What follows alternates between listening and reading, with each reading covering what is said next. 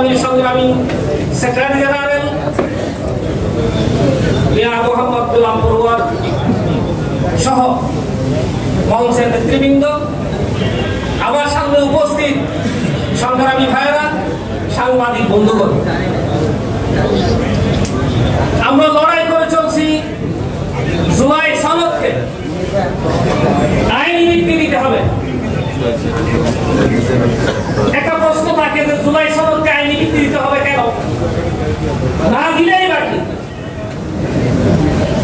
আমাদের বাংলাদেশে বর্তমান স্বৈরাচারী শেখ হাসিনার সংবিধান বলবৎ আছে, যেটাকে ৭২ সালে রচনা করা হয়েছিল, বারবার সংশোধন করা হয়েছে। সংশোধনীর ভিতরে শুভঙ্করের পাখি ছিল বারবার স্বৈরাচার যাতে জেগে বসতে পারে। ওরা জানে বাংলাদেশের তৌহিদি জনতা, বাংলাদেশের জনগণ সরল অবৈধ। আচ্ছা, জুলাই আগস্টের বিপ্লব যদি অবৈধ হয়, ডক্টর ইউনূসের নেতৃত্বে আজকে প্রায় ১ বছরেরও বেশি যে সরকার ক্ষমতায় আছে, বৈধ না অবৈধ? আচ্ছা, ১,৫০০ মতো তরুণরা যারা জীবন দিয়ে শাহাদাত বরণ করে মাতৃভূমিকে স্বৈরাচার মুক্ত করেছে, এরা সন্ত্রাসী হিসেবে চিহ্নিত হবে কিনা? ৩০,০০০ মতো আমাদের দেশের সন্তান পঙ্গুত্ব বরণ করে এখন চিকিৎসাধীন আছে, তাদের বিচার হবে কিনা? অবশ্যই বিচার হবে। সেই জন্যই হামিদ ভাই আছেন, আশরাফ ভাই আছেন, আশরাফ ভাই, আমরা লড়াই করেছি ফরেন সার্ভিস একাডেমি হবে, যে সংবিধানের ৭২ সংবিধানের পরিবর্তে জুলাইয়ের সনদকে অবশ্যই অনিবার্যভাবে আইনি ভিত্তি দিতে হবে। আইনি ভিত্তি না দিয়ে যদি জুলাই সনদকে যে কোনো সব অবস্থা রেখে দিয়ে ৭২ সংবিধানের আলোকে যদি সামনে পথ চলা হয়, তাহলে আমরা ১-১.৫ কোটি কেন কোটি কোটি মানুষ যে জুলাই বিপ্লবের সাথে অংশগ্রহণ করেছিলাম, আমরা ৩০টা রাজনৈতিক দল জুলাই সনদকে বাস্তবায়ন করার জন্য ফরেন সার্ভিস একাডেমিতে জাতীয় ঐক্যমত্য কমিশনের লড়াই করছি। আমরা সহ আপনারা যারা মাঠে ময়দানে আছেন, আপনারা সহ আমাদের সবারই বিচার হবে, সবারই বিচার করবে। সুতরাং এই কারণেই দেশ রক্ষার স্বার্থে, আমাদের অস্তিত্ব রক্ষার স্বার্থে, দেশের রাজনীতি রক্ষার স্বার্থে স্বৈরাচার ফ্যাসিবাদ যাতে বাংলাদেশের মুখে আর কোনদিন আসতে না পারে, সেই কারণে জুলাইয়ের সনদকে গণভিত্তি দেওয়ার জন্য অনিবার্যভাবে আইনি ভিত্তি দিতে হবে। আইনি ভিত্তি দিতে গেলে অবশ্যই রাষ্ট্রপতিকে দিয়ে অধ্যাদেশ জারি করার মাধ্যমে অনিবার্যভাবে গণভোট দিতে হবে। গণভোট ছাড়া জুলাইয়ের সনদ আইনি ভিত্তি হবে না। কথাটা বুঝতে পেরেছি আপনাদের? সুতরাং জুলাই সনদকে আইনি ভিত্তি না দিয়ে আগামী দিন বাংলাদেশের বছরের কোনো রাস্তা খোলা নাই। অনিবার্যভাবে স্বৈরাচার ফ্যাসিবাদ, ভারতীয় দালাল, ভারতীয় মদতপুষ্ট এখনো বাংলাদেশে বসে আছে। ইউনূস সাহেবের সরকার থেকে আরম্ভ করে রমজানে প্রত্যেকটা সেক্টরে ভারতীয় মদতপুষ্ট এবং শেখ হাসিনার দূষণে বসে আছে। তাদের বিরুদ্ধে লড়াই করতে অব্যাহত রাখতে হলে অনিবার্যভাবে জাতীয় সনদকে কার্যকরী করতে হবে। জাতীয় সনদকে কার্যকরী করার জন্য অবশ্যই গণভোট দিতে হবে। এই গণভোট নির্বাচনের দিনে নয়। আমাদের বাংলাদেশের মানুষ, জুয়ার ভাষার মানুষ, যখন নির্বাচনের দিন, জাতীয় নির্বাচনের দিন নিজের প্রতীক দেখবে, প্রার্থী দেখবে, তখন জুলাইয়ের সনদের কথা চিন্তা করে মাথায় রাখতে পারবে না, ওই ভোট দিয়ে চলে যাবে, জুলাই সনদ পুরো হয়ে যাবে। সেই জন্য আমি আপনাদেরকে অনুরোধ করবো, আমাদের লড়াই কিন্তু শেষ হয় নাই। আগামীকালকে জুলাই সনদের উপরে স্বাক্ষর হবে। স্বাক্ষর মানে জুলাই সনদ কার্যকর হয়ে গেছে, এটা মনে করার কোনো সুযোগ নাই। অবশ্যই লড়াই অব্যাহত রাখতে হবে। লড়াই অব্যাহত রাখবেন তো ইনশাআল্লাহ? আল্লাহ রাব্বুল আলামিন আমাদের এই অগ্রণা রাখে, আমাদের আমাদের এই সংগ্রামকে সফলতার দ্বার প্রান্তে পৌঁছে দেওয়ার তৌফিক চেয়ে আমি আমার বক্তব্য শেষ করছি। আমার আলাইকুম ওয়া আসসালামু আলাইকুম ওয়া রাহমাতুল্লাহ।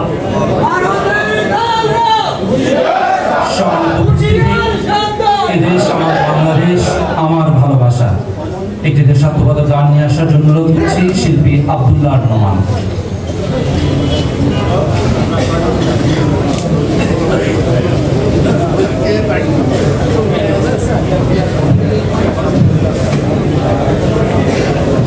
আসসালামু আলাইকুম ওয়া রাহমাতুল্লাহি ওয়া বারাকাতুহু। প্রিয় উপস্থিতি, যে গানটি করছি সেটির কথায় আমি সুর দিয়েছেন শ্রদ্ধেয় উস্তাদ তাফাজ্জুল হোসেন খান।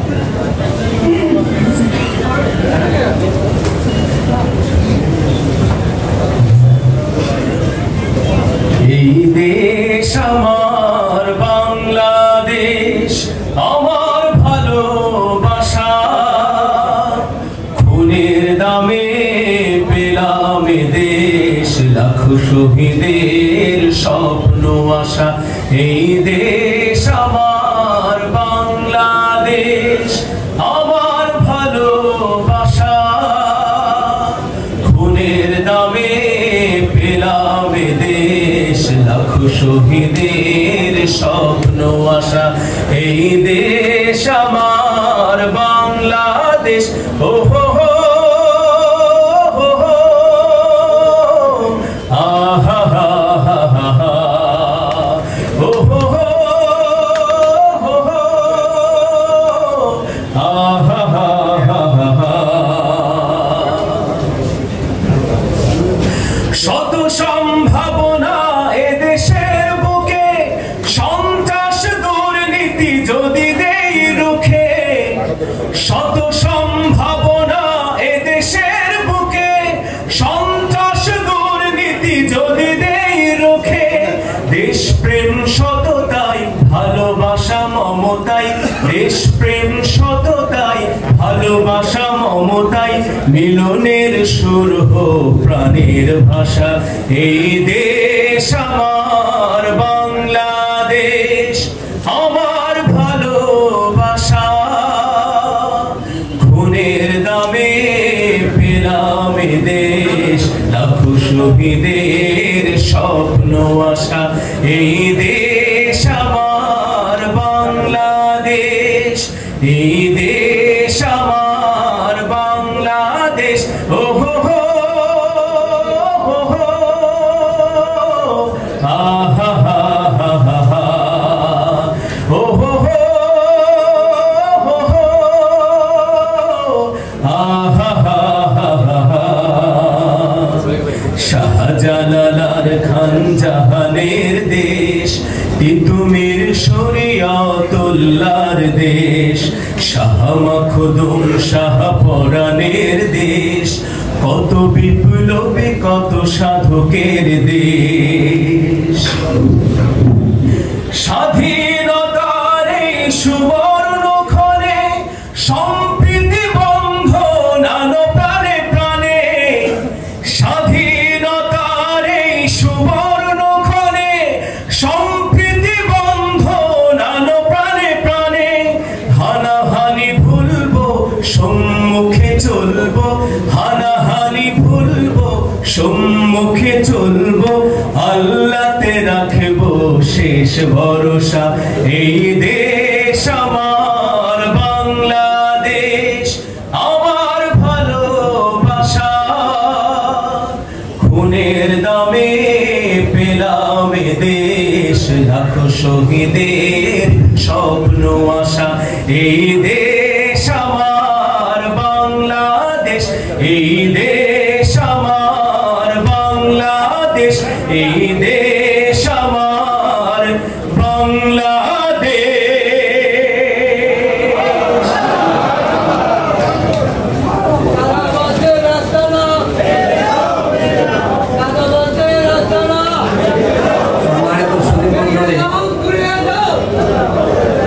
জাতীয় সনদের আইনি ভিত্তিক গণভোট ফেয়ার পদ্ধতির জাতীয় নির্বাচনের দাবিতে আয়োজিত আজকে জাতীয় সেমিনারে এখন আলোচনা উপস্থাপন করবেন সাবেক সংসদ সদস্য, বাংলাদেশ জামাত ইসলামীর সহকারী সেক্রেটারি জেনারেল, ঐক্যমত কমিশনের জামাত ইসলামীর প্রতিনিধি দলের সদস্য জনাব এএসএম হামিদুর রহমান আজাদ।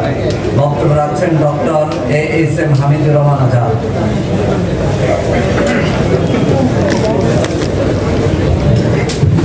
আসসালামু আলাইকুম ওয়া রাহমাতুল্লাহি ওয়া বারাকাতুহু। আলহামদুলিল্লাহি রাব্বিল আলামিন, আসসালাতু ওয়াসসালামু আলা রাসূলিল কারীম ওয়া আলা আলিহি ওয়া সাহবিহি আজমাইন। আজকের এই জাতীয় সেমিনারে সম্মানিত সভাপতি প্রফেসর ডক্টর আজকের প্রধান অতিথি, জাতীয় নেতৃবৃন্দ, বিজ্ঞ কিনোট স্পিকার এবং সাংবাদিক বন্ধুগণ, সমবেত সুধীমণ্ডলী, সময় কম,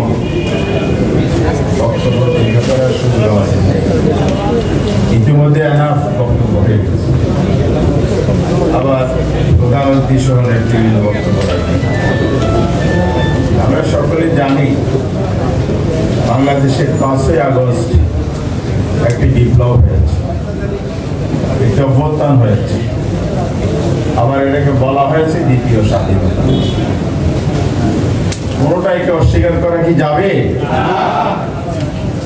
ব্যাখ্যা এক একজন এক এক ভাবে দেয়। যারা বলতে চায় না বিপ্লব, তারা প্রথম দিকে বিপ্লব বলেছেন, আবার সেখান থেকে সরে এসে নতুন ব্যাখ্যা দিয়েছেন। এগুলো সব ভিডিও ফুটেজ আছে, কন্টেক্ট ফিল্ম। যারা দ্বিতীয় স্বাধীনতা বলেছেন, এটা আবার চেঞ্জ করেছেন। কারণ হচ্ছে এত বড় একটি অর্জনে সামনের সারিতে এসে ওনারা ভূমিকা রাখতে পারেন নাই বলে এখন নানা ব্যাখ্যা দিয়ে আমার কাছে ব্যর্থতা আড়ালের অপচেষ্টা। তবে একটা ইনক্লুসিভ রেভলিউশন পৃথিবীর ইতিহাসে আমার জানা মতে দ্বিতীয়টি নেই। ইনক্লুসিভ মানে নারী, শিশু, বৃদ্ধ, তরুণ, ছাত্র, ছাত্রী, সকল ধর্মের মানুষ এই বিপ্লবে অংশগ্রহণ করেছে। এই বিপ্লবে যারা জীবন দিচ্ছে আমরা তাদের স্মরণ করি, তারা যেন আল্লাহর কাছে উত্তম মর্যাদা পান। আর যারা তাদের কাছে শ্রদ্ধার সাথে সেই সম্মান মর্যাদা কিভাবে হবে? সেই সম্মান মর্যাদা দিতে হলে যে লক্ষ্যে একটি নতুন বাংলাদেশ গড়ার স্বপ্নে তারা জীবন দিয়েছে, রক্ত দিয়েছে, সেই বিপ্লবের সুফল যদি বাংলার ঘরে ঘরে পৌঁছে দেওয়া যায়, এছাড়া এই লক্ষ্য হাসিল হবে।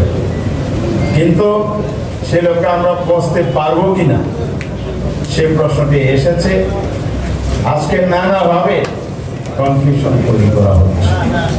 এই সরকার শপথ নিয়ে প্রথমে ঘোষণা করেছে সংস্কারের ভিত্তিতে নির্বাচন হবে, অভূতপূর্ব ও সম্মুখর পরিবেশে নির্বাচন হবে, গণহত্যার বিচার, আর কি বলেছেন?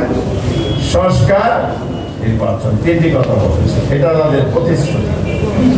সংস্কারের কার্যক্রম শুরু করেছে 3 পর্বে আলোচনা।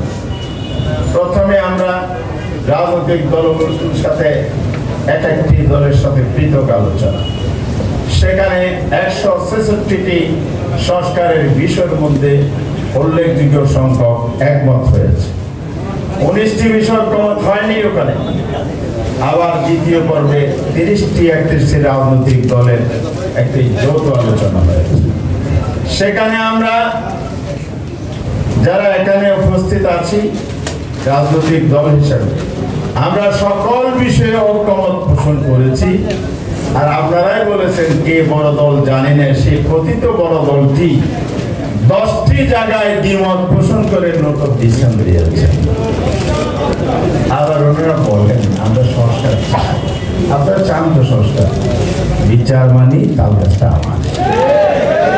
আপনারা সংস্কার চান, প্রথম বিরোধিতা করেছেন, জনচাপে ভোটে পরে আপনারা বাধ্য হয়ে সংস্কারের নাম মুখে উচ্চারণ করেছেন। আবার এটাও বলে সংস্কারের জন্মদাতা আমরাই। জন্মদাতা হলে আপনারা সংস্কারের বিরোধিতা করছেন না, সংস্কারের বিরোধিতা মুখে বলছেন না, কার্যত আসলে বিরোধিতাই করছেন। এটাই প্রমাণিত আলোচনা সেটা হচ্ছে। কারণ এই সংস্কার যদি আইনি ভিত্তি দেওয়া না হয় তাহলে এটা একটা কাগজি সংস্কার ছাড়া আর কিছু হবে না। আগামীকাল উৎসব হবে স্বাক্ষরের জন্য। আমার সাংবাদিক বন্ধুরা প্রশ্ন করেন স্বাক্ষর কি করবেন? আমি বলতে চাই ভাই, স্বাক্ষর করা তো বড় বিষয় না, স্বাক্ষরের পরে কি হবে এটা নিয়ে তো প্রশ্ন করেন। কারণ ওরা বলেছেন কি জানেন, কালকে বলেছে এই সংস্কারের সাথে জুলাই সনদের সাথে নির্বাচনের কোনো সম্পর্ক নাই। তাহলে আমরা সংস্কারটা কেন করলাম? সংস্কার এই জন্যই করা হয়েছে 54 বছর নির্বাচন ব্যবস্থা ধ্বংস করে জাতীয় জীবনে অসংখ্য সংকট তৈরি করা হবে। সেই কারণে তো সংস্কার। আগামী নির্বাচনে সংস্কার না হলে কখন করবেন? আপনাদের মনে পড়ে আমরা ক্ষমতায় গেলে সব মুছে দেব।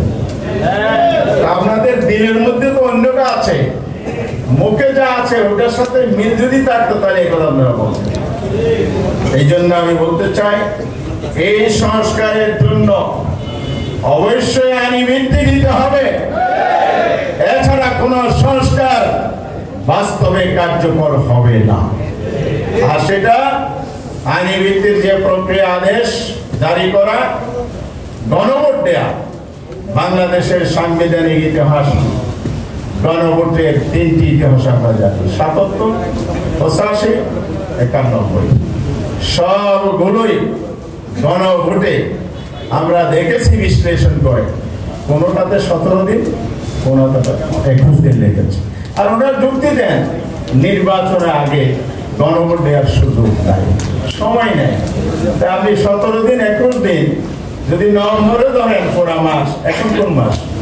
অক্টোবরে, আজকে ১৬ মাস, বরাবর ১.৫ মাস আছে। যেই কাজটি করতে ২ সপ্তাহ লাগে আপনি ১.৫ মাসে করতে পারবেন না, এটা আপনি বিশ্বাস করেন না। কারণ হলো পিয়া যেমন বুঝেন না, এটাও না বোঝার ভান করছেন, আপনি জেগে ঘুমাচ্ছেন। জেগে ঘুমালে জাগানো যায়? যায়। জাতি জাননি হাসিনারে যারা জাগাইয়া ভারত পাঠাই দিছে, সেইভাবে আপনাদেরকে জাগানো হবে। সুতরাং এগুলো না করে আমি কথা বলতে চাই না। কেয়ারটেকার সরকার আপনার বুঝছে, পরে গোলাই খেয়েছে, মনে আছে নাকি? পিয়ার একদিন ওনারাই দাবি করবেন ৯৬ সালের কেয়ারটেকার বুঝে নাই, আবার ১১ সালে যখন এটা আওয়ামী লীগ বাদ দিল, এই ১২-১৪ বছর ওনারাই বেশি আন্দোলন করেছেন কেয়ারটেকার সরকারের জন্য। কারণ লক্ষ্য হলো ক্ষমতা, সুষ্ঠু নির্বাচন হলে ক্ষমতায় আসতে পারে না। এই জন্য হাসিনা এটাকে বাতিল করছে ৫০ সংশোধন দিয়ে। আর ওনারা দেখছে যে আগে যা বলছে বলবার, এখন একটু ক্ষমতায় যাইতে হবে, কেয়ারটেকার লাগবে। আমরা বলতে চাই সময়ের ব্যবধানে ওনারাই শিক্ষকে আপনাদেরকে ছাত্র বানাবেন, পিয়ারের ছাত্র। সেই সময় অপেক্ষা করেন। শেষ কথা বলতে চাই, প্রিয় ভাইরা আমার, আগামীকাল সনদ হয়ে গেলে সব শেষ হয়ে যাবে না। এটা একটা আনুষ্ঠানিকতা, কেউ কেউ বলেছেন স্বাক্ষর করা আনুষ্ঠানিকতা। আমাদের সেক্রেটারি বলবেন আমরা যাব অনুষ্ঠানে, যাব না বলি নাই। স্বাক্ষর করার ব্যাপারে আমরা ইতিবাচক হয়তো চিন্তা করতে পারি, তবে বাস্তবায়ন প্রক্রিয়া কি হচ্ছে এটা আমরা নিশ্চিত হতে চাই। স্বাক্ষরের চাইতে বাস্তবায়ন কিভাবে হবে এটা হলো বড় কথা। নির্বাচন কমিশনে আমরা গিয়েছি, ওনারা প্রথম আমাদের গোলটা হল্লা ব্যাখ্যা দিয়েছেন।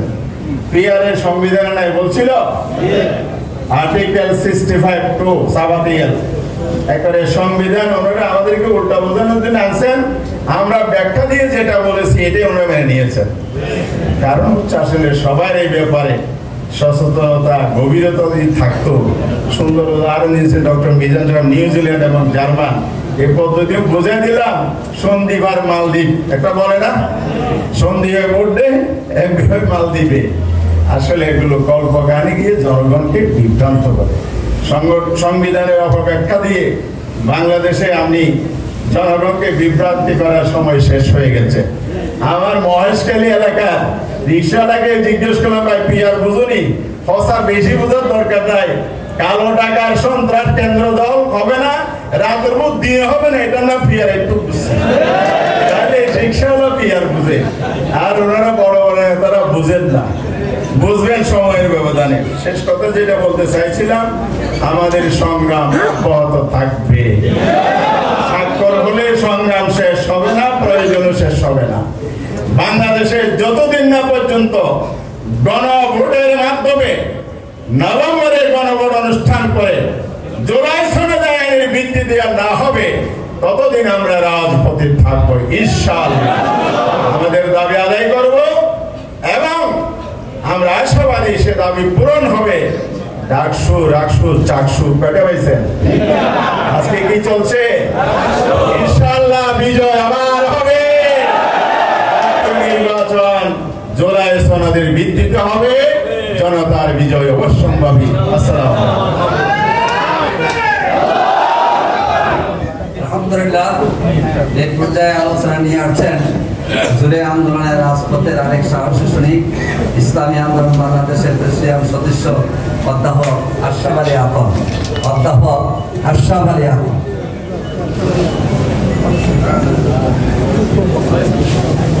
আসসালামু আলাইকুম ওয়া রাহমাতুল্লাহি ওয়া বারাকাতুহু। নাহমাদু ওয়া নুসাল্লি আলা রাসূলিল কারীম, আম্মা বাদ। আউযু বিল্লাহি মিনাশ শাইতানির রাজীম। বিসমিল্লাহির রহমানির রহিম। আজকের জনতার মৌলিক দাবি 3টা বিষয় নিয়ে আজকের জাতীয় সেমিনার অনুষ্ঠিত যাচ্ছে।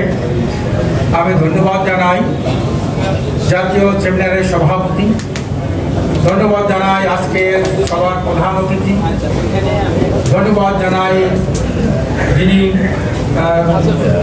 প্রবন্ধ উপস্থাপন করেছেন, ধন্যবাদ জানাই সংগ্রামী ভাইরা। দেশ স্বাধীন হয়েছে 54 বছর। 54 বছরের মধ্যে দেশে অনেক নেতার পরিবর্তন হয়েছে, দফার পরিবর্তন হয়েছে, বাংলার অনেক রূপের পরিবর্তন হয়েছে, অনেক সরকার কাঠামোর পরিবর্তন হয়েছে। আমরা সোনার বাংলা, সবুজ বাংলা, নতুন বাংলা বহুত কিছু দেখেছি। সংসদীয় পরিষদ সরকার দেখেছি, প্রেসিডেন্ট মোদী সরকার দেখেছি, মার্শাল্লাহ সরকার দেখেছি, তত্ত্বাবধায়ক সরকার দেখেছি, সেনা শাসিত তত্ত্বাবধায়ক সরকার আমরা দেখেছি, এখন অন্তর্বর্তী সরকার দেখছি। রূপের শেষ নাই, কিন্তু জনগণের ভাগ্যে কোনো পরিবর্তন আসলো। 53 বছরে বাংলাদেশটাকে তারা ক্ষমতায় ছিল, একটা কলঙ্কিত রাষ্ট্রে পরিণত করেছে। দুর্নীতিতে 5 বার বিশ্ব চ্যাম্পিয়ন হয় একটা দেশ।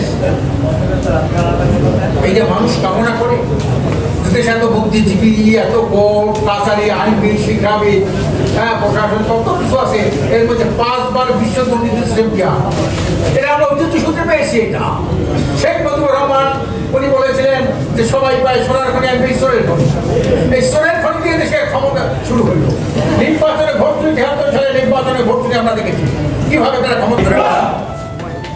আমাদের আলোচনা ইতিমধ্যে বাংলাদেশের বিশিষ্ট রাজনীতিবিদ এবং শিক্ষাবিদ এবং বুদ্ধিজীবীর আলোচনা রেখেছেন। এই পর্যায়ে আলোচনা নিয়ে আসছেন বাংলাদেশ খেলাফত মজলিসের সম্মানিত সিনিয়র নায়েবে আমির মাওলানা ইউসুফ আশরাফ। মোহতারাম মাওলানা ইউসুফ আশরাফ সিনিয়র নায়েবে আমির বাংলাদেশ খেলাফত মজলিস, যেটা চেয়ারম্যান হিসেবে দায়িত্ব পালন করছেন আল্লামা মামুনুল হক। এখন বক্তব্য রাখছেন আল্লামা ইউসুফ আশরাফ।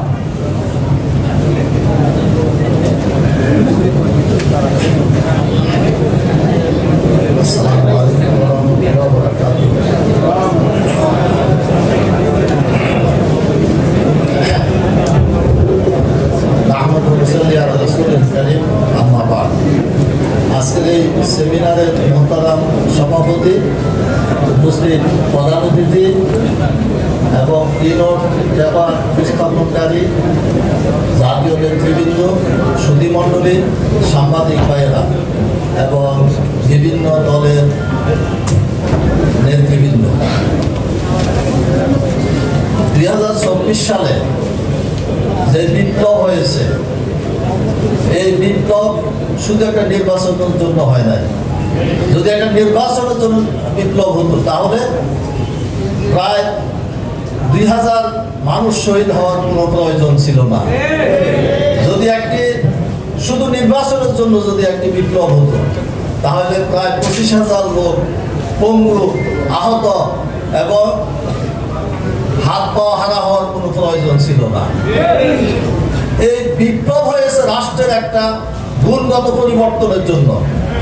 আপনারা জানেন আওয়ামী লীগ যখন 1970 সালে নির্বাচন করেছিল, পূর্ব পাকিস্তানের সংখ্যাগরিষ্ঠতা পেয়েছিল, সেখানে কি ধর্মনিরপেক্ষতা ছিল?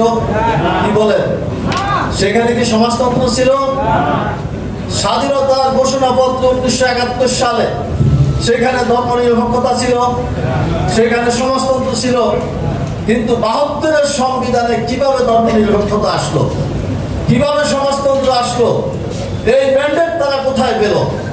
এই জন্যই 72-এর সংবিধানের পরিবর্তন হওয়া প্রয়োজন। আজকে যারা 72-এর সংবিধান নিয়ে মায়া কান্না করেন, তারা আসলে দেশের জন্য মায়া কান্না নাই। তাদের হলো কিভাবে ক্ষমতায় যেতে হবে, এটাই হলো তাদের একমাত্র লক্ষ্য এবং উদ্দেশ্য। তো এই জন্য জুলাই সনদ বাস্তবায়ন করার জন্য অনতি বিলম্বে জুলাই সনদ বাস্তবায়ন আদেশ জারি করতে হবে এবং এর মাধ্যমে নভেম্বরের মধ্যে গণভোটের মাধ্যমে জুলাই সনদের চূড়ান্ত রূপ দিয়ে ফেব্রুয়ারি মাসে জাতীয় নির্বাচন অনুষ্ঠান করতে হবে। আন্দোলন মাত্র শুরু হয়েছে, তাই রাজপথের আন্দোলনে সবাইকে শরিক হতে হবে। আপনারা জানেন জুলাই সনদে একটা ধারা আছে, সেটা হলো রাষ্ট্রের অডিটর জেনারেল নিয়োগ। এটা কারা দিবেন? জুলাই সনদে অধিকাংশ রাজনৈতিক দল ঐক্যমত পোষণ করেছে যে একটা কমিটির মাধ্যমে অডিটর জেনারেল নিয়োগ দেওয়া হবে। তার কারণ এখন যে নিয়ম আছে সেটা হলো প্রধানমন্ত্রী তার অফিস সুপারিশ পাঠায় রাষ্ট্রপতির কাছে, রাষ্ট্রপতি যে কোনো একজন ব্যক্তিকে কি করেন? অডিটর জেনারেল নিয়োগ দেন।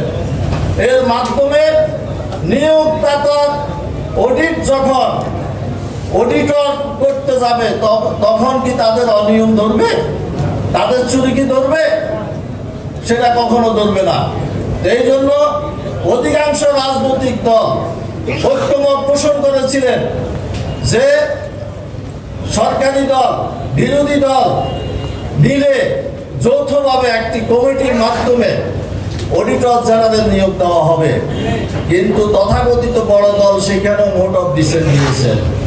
তার কারণ যদি নিরপেক্ষ ব্যক্তি অডিটর জেনারেল নিয়োগ হয় তাহলে তো আরামে চুরি করার সুযোগ থাকবে না। এই জন্য জুলাই সনদের যে সমস্ত ধারায় নোট অফ ডিসেন্ট দিয়েছে আপনারা লক্ষ্য করলে দেখবেন রাষ্ট্রের নিরাপত্তা, রাষ্ট্রের সম্পদের হেফাজতের জন্য, দেশের নিয়মতান্ত্রিকতাকে রক্ষা করার জন্য যে সমস্ত বিষয় এসেছে সেখানে নোট অফ ডিসেন্ট দেওয়া হয়েছে। তাই জুলাই সনদকে বাস্তবায়নের জন্য প্রয়োজনে রাজপথে আরো আন্দোলন গড়ে তুলতে হবে। প্রয়োজনে জুলাই সনদ বাস্তবায়ন ছাড়া নির্বাচন যেন না হয় সেই ব্যবস্থা গ্রহণ করতে হবে। সেই কর্মসূচি আসবে, সেই কর্মসূচির জন্য সবাইকে তৈরি থাকার আহ্বান রেখে আমার বক্তব্য এখানে শেষ করছি। আল্লাহ হাফেজ। বাংলাদেশ জিন্দাবাদ।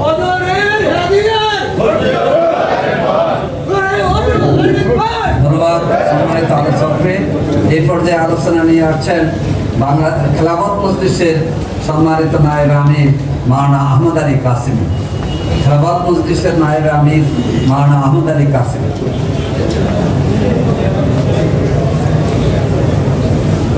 আসসালামু আলাইকুম ওয়া রাহমাতুল্লাহি ওয়া বারাকাতুহু। আজকের এই সেমিনারের সম্মানিত সভাপতি, উপস্থিত প্রধান অতিথি, রাজনৈতিক দলের সিনিয়র নেতৃবৃন্দ, সমবেত ভাইরা, আজকে যে টপিকের উপরে দীর্ঘক্ষণ যাবৎ আলোচনা চলছে, আমরা জুলাই সনদের আইনি ভিত্তির কথা বলছি। ঐক্যবদ্ধ কমিশনের দীর্ঘদিনের আলোচনার পরে একটা সিদ্ধান্ত হয়েছে। আমরা এই জুলাই সনদের গুরুত্বটা আমাদের বুঝতে হবে।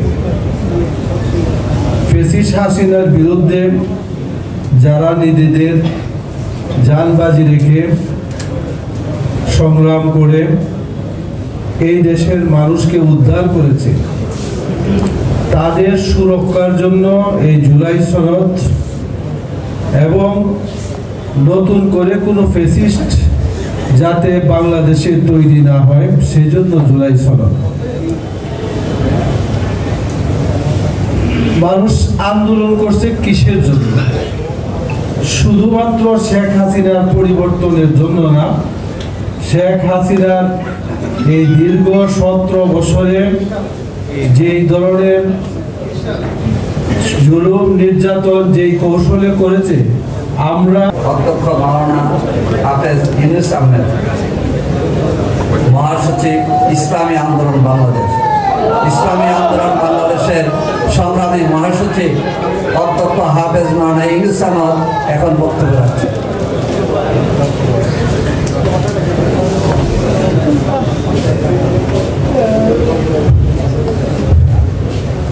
السلام عليكم ورحمة الله وبركاته. نحمده ونشكره ونصلي على رسوله الكريم. জুলাই সনদের আইনবন্দি গণভোট ও পেয়ার পদ্ধতিতে জাতীয় নির্বাচন শীর্ষক আয়োজিত আজকের জাতীয় সেমিনার সভাপতি, প্রধান অতিথি, বিশেষ অতিথিবৃন্দ, আলোচকবৃন্দ, সাংবাদিক বন্ধুগণ, যে তিনটা বিষয় উল্লেখ করা হয়েছে, আসলে যারা চিন্তাবিদ, ভাবুক, দেশপ্রেমী, তারা সবাই এটাকে বর্ণন করে দিয়েছে তার জাতির প্রয়োজনে তিনটাই প্রয়োজন। কেন? জাতীয় সনদের আইন ভিত্তি যদি না দেওয়া হয়, শহীদের রক্তের সঙ্গে গাদ্দারি করা হবে, মুনাফিকি করা হবে, অবজ্ঞা করা হবে, অবমূল্যায়ন করা হবে। এটা আমরা হতে দিতে পারি না। অবশ্যই জাতীয় সনদের আইন ভিত্তি দিতে হবে। গণভোটের বিষয়টা অনেকের আপত্তি ছিল, এখন না দিতে গেছে, কিন্তু আগে না। আমরা মনে করি গণভোট আগে হওয়া উচিত। যদি একই সঙ্গে করা হয় জাতীয় নির্বাচনের সাথে, জব অ্যাক্সিড হয়ে যাবে, শান্তি জায়গা অশান্তির একটা পরিবেশ তৈরি হবে, অস্বচ্ছ পরিবেশ তৈরি হবে, সংশয় কাটবে না, অশান্তি দূর হবে না, বিশৃঙ্খলা দেখা দিবে। এরপর পিআর বিষয় আমরা মনে করি পিআরের বিষয়ে তারা আপত্তি করেছেন, দেশের মানুষকে তারা সজাগ করেছেন। যখনই আপত্তি করেছে, দেশে বিদেশে সব জায়গায় সরব হয়েছে। যারা লেখক, চিন্তাবিদ, বুদ্ধিজীবী সবাই একযোগে বলছে এক্ষুনি প্রয়োজন পিআর সিস্টেমে নির্বাচন। এই জন্য দেখেন চায়ের দোকানদারের কাছে জিজ্ঞাসা করে বলে দিয়ে বল যে পিআর সিস্টেমটা যদি অনেকে নামস্থান দান করে। এই জন্য আমাদের স্পষ্ট কথা, জাতির স্বার্থে, দেশের মঙ্গলার্থে যে সকল দাবি করা হয়েছে, আমরা আশা করব এই দাবিগুলো পূরণ করতে হবে। আমি প্রধানমন্ত্রীর উদ্দেশ্যে বলতে চাই, কিছুদিন আগে শুনেছিলাম কিশোররা বলছিল স্যার আরো 5 বছর থেকে যান।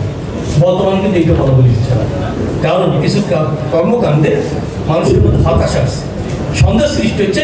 এই নিজেই বৈষম্য ক্ষেত্র তৈরি করতেছে, যে বৈষম্য দূর করার জন্য এত রক্তপাত হলো, এত যান ধরে গেল, সে বৈষম্যের যদি জন্ম উনি দেন, তার ব্যাপারে আমার ইতিবাচক মন্তব্য করতে পারবে না।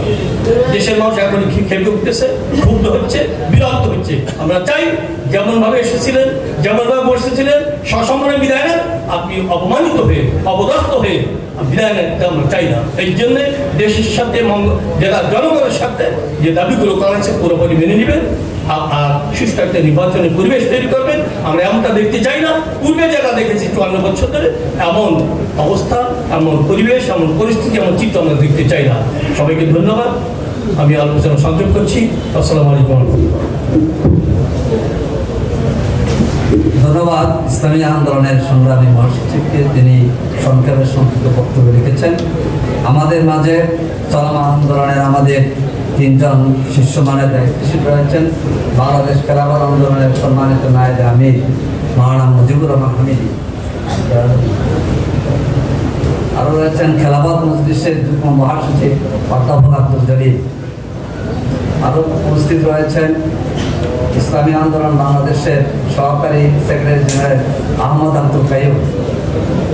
সম্মানিত সুধীমণ্ডলী, এই পর্যায়ে আজকে আলোচনা নিয়ে আসছেন এই সেমিনারের সম্মানিত অতিথি, বাংলাদেশ জামাত ইসলামীর সংগ্রামী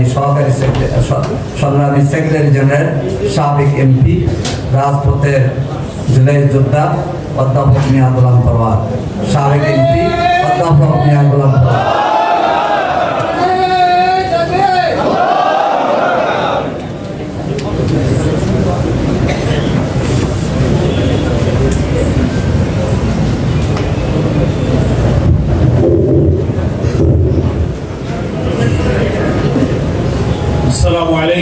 রহমতুল্লাহি ওয়া বারাকাতুহু।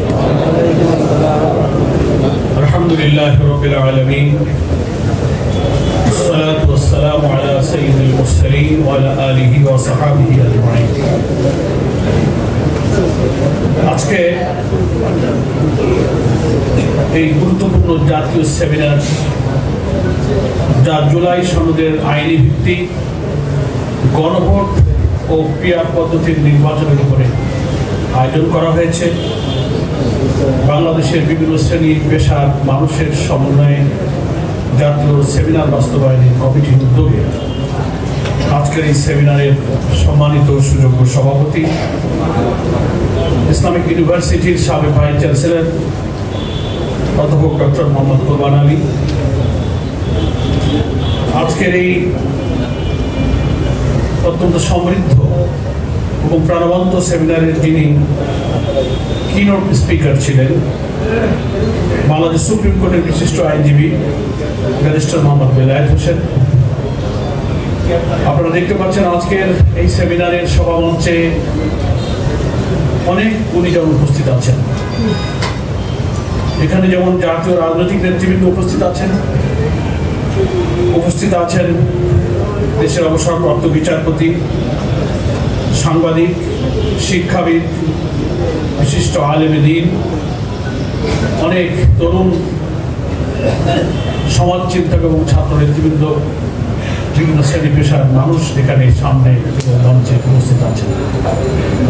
আমার কাছে খুব মনে হলো অনেকদিন পর বাংলাদেশের সামনে জাতীয় রাজনীতিতে জুলাই অভ্যুত্থানের গণ আকাঙ্ক্ষার জন্য এক সাগর রক্তের বিনিময়ে আমরা নতুন বাংলাদেশে যে স্বপ্ন পূরণ করতে যাচ্ছি, তার সামনে যে সাময়িক কিছু প্রতিবন্ধকতা তৈরি হয়েছে, সেটা উত্তরণের জন্য, সে সংকট নিরসনের জন্য রাজধানী ঢাকায় বিভিন্ন শ্রেণী পেশার মানুষের সমন্বয়ে আজকের এই সমৃদ্ধ এবং চমৎকার সেমিনারের আয়োজনটা খুবই সময় উপযোগী হয়েছে। এবং সম্মানিত আলোচকবৃন্দ যে সমস্ত বিশ্লেষণধর্মী আলোচনা করেছেন, বিশেষ করে কিনোট স্পিকার তার প্রবন্ধের মধ্যে যে তথ্য এবং আইনি দিকগুলো বিশ্লেষণ করেছেন, একটা হল আইনি ভিত্তির ব্যাপারে, গণভোটের ব্যাপারে এবং পিআর পদ্ধতির ব্যাপারে। সেই জন্য আমি আমাদের বিজ্ঞ আইনজীবীকে আন্তরিকভাবে মোবারকবাদ জানাচ্ছি, কৃতজ্ঞতা জানাচ্ছি। সংক্ষেপে আমি একটা কথা বলবো, যেহেতু আমরা শেষ করেই আসর করবো। অনেক বক্তব্য পেয়েছি। সেমিনারের তিনটি মূল প্রতিপাদ্য বিষয়। প্রথম হচ্ছে জুলাই জাতীয় সনদ। এটার অনেক আইনি ভিত্তির পথ পন্থা নিয়ে ঐক্যবদ্ধ কমিশনের সব পলিটিক্যাল পার্টি স্টেক হোল্ডাররা মতামত দিয়েছিলেন। ঐক্যবদ্ধ কমিশনে যেমন একটা লিগাল এক্সপার্ট কমিটি করেছিলেন, আমরা যারা পলিটিক্যাল পার্টি ওখানে প্রেজেন্ট করেছি, আমরাও লিগাল এক্সপার্টের সাথে মতামত দিয়েছি। সর্বশেষ যেখানে এসে দাঁড়িয়েছে, অনেক পথ দেখিয়েছিলেন। একটা বড় দল তো এটাকে বলেছিলেন যে আমরা আগামী পার্লামেন্টে এটা আলোচনা করে ঠিক করব। আবার বলেছেন আমরা আদালতে চলে 106 ধারার কথা বলেছিলেন। তার অর্থ হলো এগুলোকে আদালতে নেওয়া আর আগামী পার্লামেন্টের কথা বলে ভেতরে পাকানো নতুন ষড়যন্ত্রের দিকে বাংলাদেশকে ঠেলে তারা ঠেলে যেতে চেয়েছিলেন। কিন্তু বাংলাদেশের জুলাই গণ অভ্যুত্থানের যারা নেতৃত্ব দিয়েছিলেন, নিঃস্বার্থভাবে এই জাতির নতুন মুক্তির স্বপ্ন যারা দেখছেন, সেই সব রাজনৈতিক দলের ঐক্যবদ্ধভাবে ঐক্যমত্য কমিশনে যে বীরত্বপূর্ণ ভূমিকা রেখেছেন, সেই ভূমিকার কাছে ওই সব বড় দল দাবিদারদেরকে আত্মসমর্পণ করতে হয়েছে।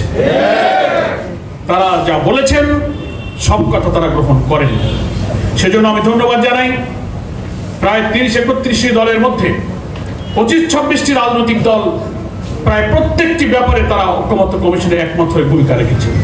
এটার জন্য আমি সকল রাজনৈতিক দলকে বাংলাদেশ জামাত ইসলামের পক্ষ থেকে আন্তরিকভাবে ধন্যবাদ জানাচ্ছি। এখন শেষ যে জায়গায় এসে আমরা দাঁড়িয়েছি, সুনির্দিষ্টভাবে আমি আজকের এই সেমিনারে প্রস্তাব উত্থাপন করতে চাই। আগামীকাল জুলাই চার্টার যে সাইনিং সেরিমনির আয়োজন করা হয়েছে, দাওয়াত দেওয়া হয়েছে,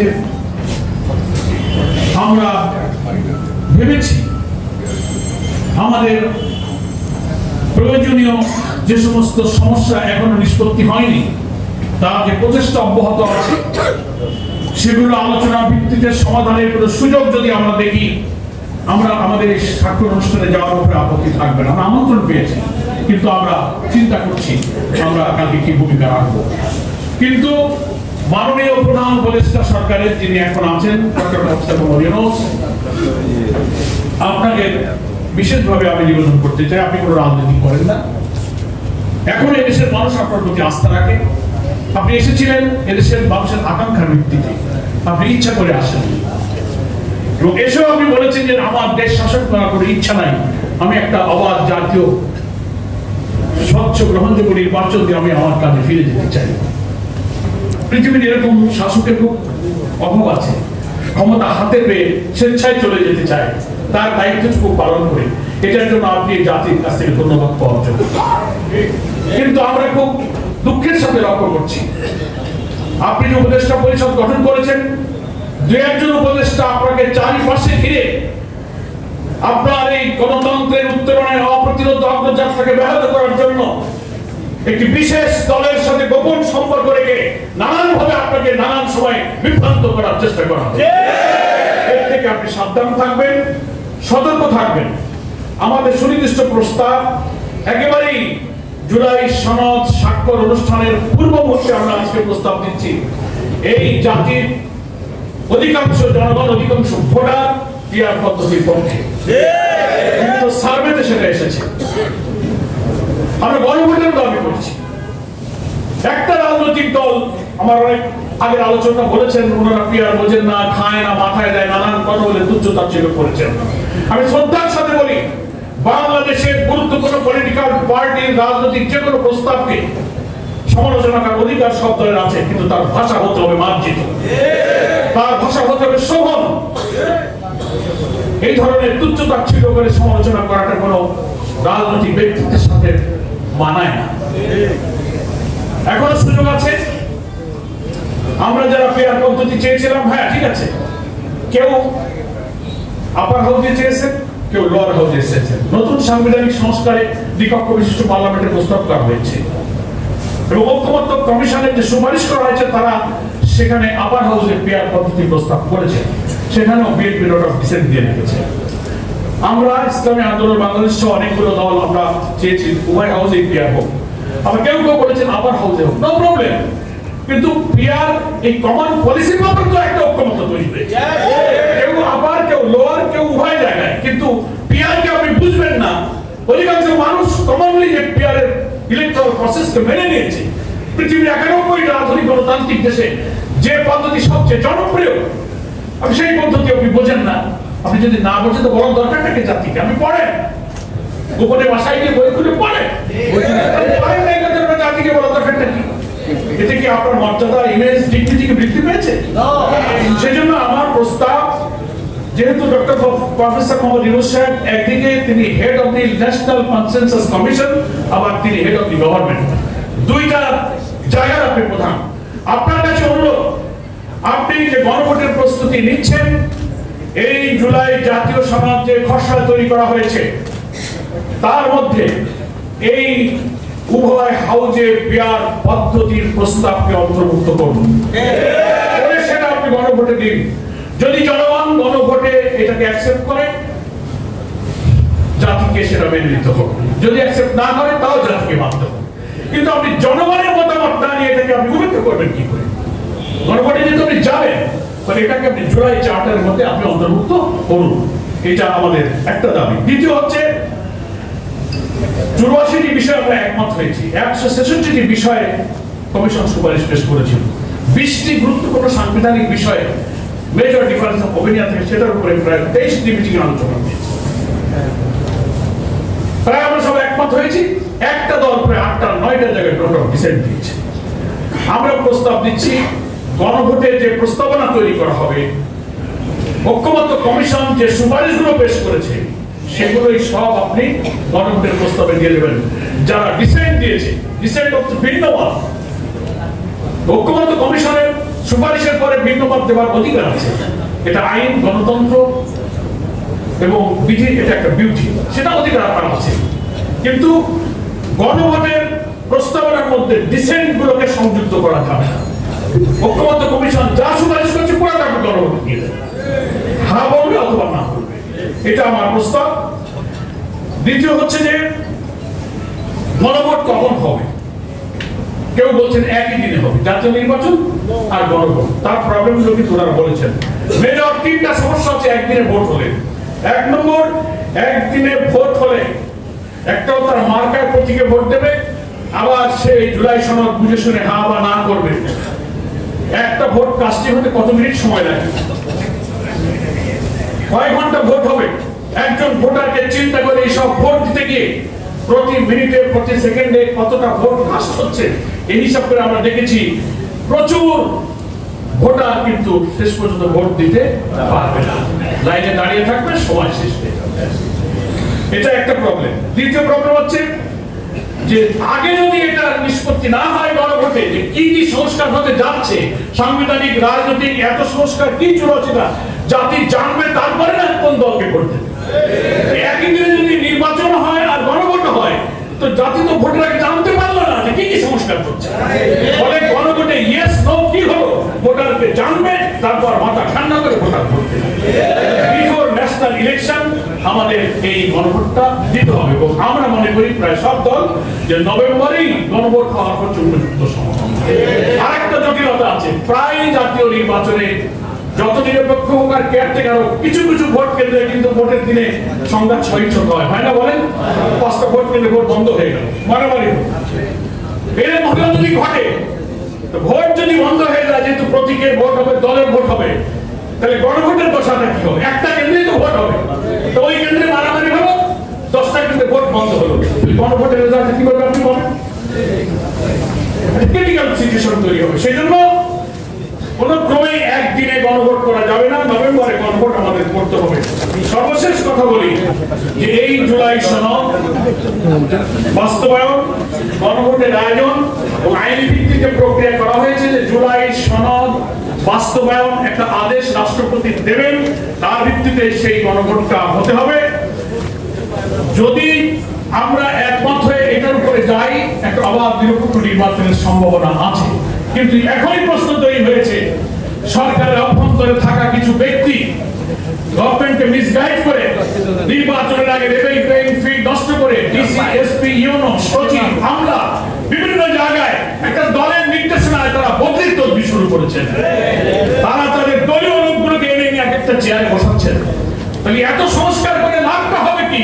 আপনি যদি একটা দলের পকেটে রাষ্ট্রকে ঢুকানোর জন্য এখনই বদলির একটা ডিজাইন সাজিয়ে নেন, প্রধান উপদেষ্টা এখনই যদি এ ব্যাপারে খেয়াল না করেন, তো আমাদের সব রক্তদান, সব অভ্যুত্থান, সব সনদ, সব চারটা কিন্তু বৃথা হয়ে যাবে।